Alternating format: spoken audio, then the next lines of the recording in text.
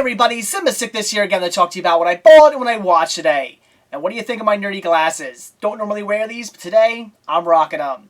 So today the wife and I had to run a few errands. We hit up Walmart and Target, and while I was out there, of course, had to pick up a few titles, so let's take a look at everything I got.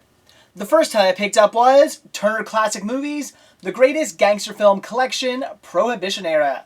This comes with Little Caesar, Smart Money, The Public Enemy, and The Roaring Twenties. Now, Little Caesar, Smart Money, and Roaring Twenties, I've heard those are great movies, and I certainly look forward to checking those out. However, and I really do feel ashamed to say this, as a big fan of cinema, as somebody who loves cinema, as somebody who goes by the name Cinema Sickness, I am very, very ashamed for what I'm about to tell you. I have never seen The Public Enemy. I know. Why have I not seen it? I have no idea. I've been wanting to own it in my collection for the longest time now. I just never come across it for a decent price. Finally I decided to pick up this set. Got this for, I think around it was on sale for $8. Thought that was a really good deal. So I definitely had to pick it up tonight. I really look forward to checking it out because like I said, it's something I've wanted to see for many, many, many years. I know it is a classic. And I just can't believe that I've never seen it. It's definitely a shame. Again, I do feel really ashamed to say that. I'm really ashamed of myself. It's a movie that I should have done whatever I possibly could to get a hold of and see, but I've just never got around to it. So tonight, finally had to pick it up, and I cannot wait to check it out. So that was it for what I picked up at Target. But then we headed out to Walmart, where I grabbed myself 4 more titles. And the first one I picked up was a double feature set that comes with Balto and Balto 2 Wolf Quest. Finally got my hands on a copy of Balto on DVD. Very happy about that. I can finally put my VHS to rest. Grabbed this for only $5. That was a great deal. And now I do already own Balto 2 on DVD, but now I have a title, I guess, to trade or to sell. But for $5, I definitely had to pick this up just to finally get a copy of Balto on DVD. Then for $10, I picked up Red vs. Blue Season 10, which is apparently the series finale, so I definitely had to grab this. I do have all the seasons before this one. I started to get into this back when it first was being aired on the internet. I had a girlfriend at the time who was really, really, really into this show. She got me hooked on it. I've never played Halo. I've never even touched an Xbox before, but I still really enjoyed this show. I found it to be very funny. Had I played the games, I probably would have maybe found it even better. I'm sure I would have understood some things even more than what I was actually getting out of this, but you don't actually need to have played Halo or even touched an Xbox to get what's going on. It's very funny, very enjoyable. Like I said, I loved everything I've seen thus far, so I definitely had to grab this to finish up the series. The next 2 titles I picked up, the wife and I actually split. These were both titles that we both wanted to see, so I paid half and she paid half. So in the end, I only ended up paying around $5 a piece for both these, which was a great deal. And the first title I picked up was Adventure Time, the complete first season. This I'm really excited to check out. I've only ever seen a few episodes here and there on Cartoon Network. I don't really watch much TV anymore, as I said many times. I just don't. I don't really get around to watching TV as much as I used to. So I look forward to picking up these season sets as they're really I don't want to say my first introduction, but my first series introduction to a lot of shows. So like I said, I have seen a few of these episodes. I've really liked them, but I'm definitely looking forward to sitting down and watching a bunch of episodes back to back. I'm sure they'll be great. And the last title I picked up was Regular Show, Slack Pack. Another TV series that I've only ever seen a few episodes of, but another series that from those episodes I have seen, I've absolutely loved. So this here is another show I'm definitely looking forward to sitting down and checking out, and I cannot wait to see these episodes. So that's it for what I bought today, so now on to what I watched. And today I checked out The Christmas Toy. And this here was something I've been wanting to see for a while now. I've heard good things. I am a big Jim Henson fan. Love the Muppets, so definitely something I've wanted to check out. And I was kind of let down. Not the best Muppet special I've ever seen. I personally thought the puppetry could have been better. It just didn't seem quite up to the standards of Jim Henson Productions. Was a little let down by that.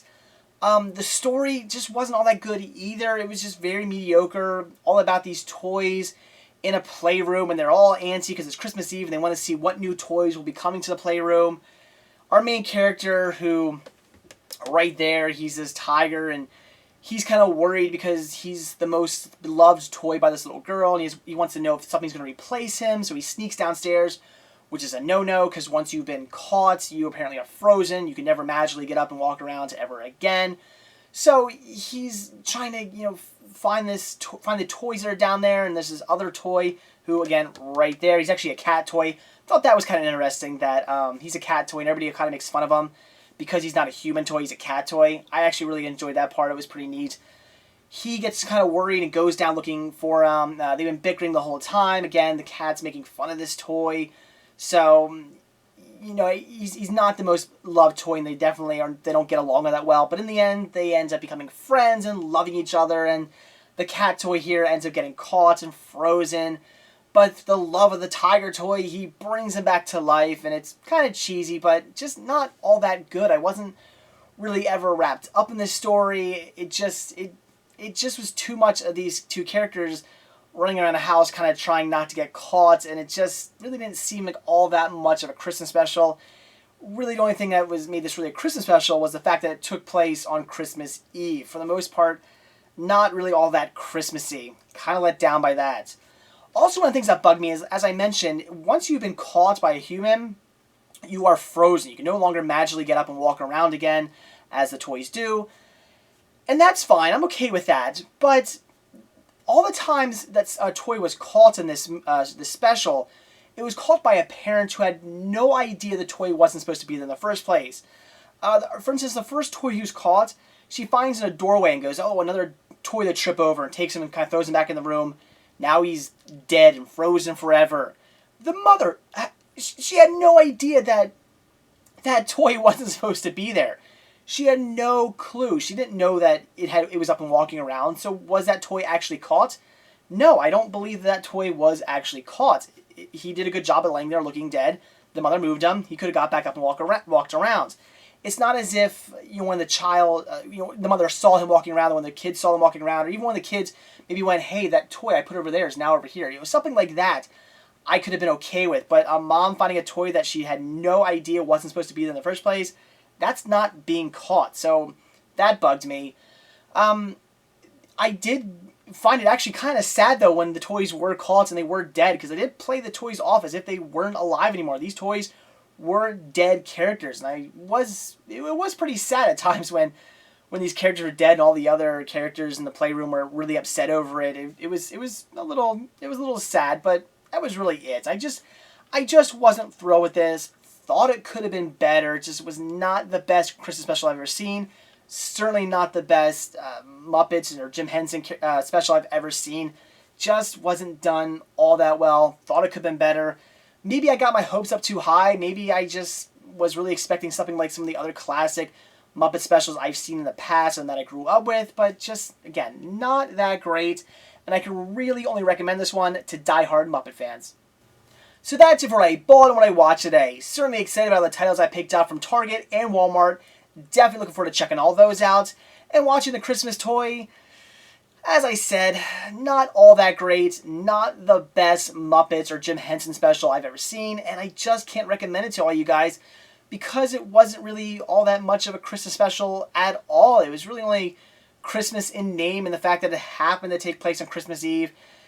The story only sort of revolved around Christmas. Just wasn't Christmassy enough for me to really warrant it being something that I would recommend watching every Christmas or anything like that. It just didn't work for me. And like I said, the quality wasn't all that great. So really, it's only something for die-hard Jim Henson fans to check out. So that's it. Thanks for watching, and stay tuned to see what I bought and what I watch tomorrow. See ya.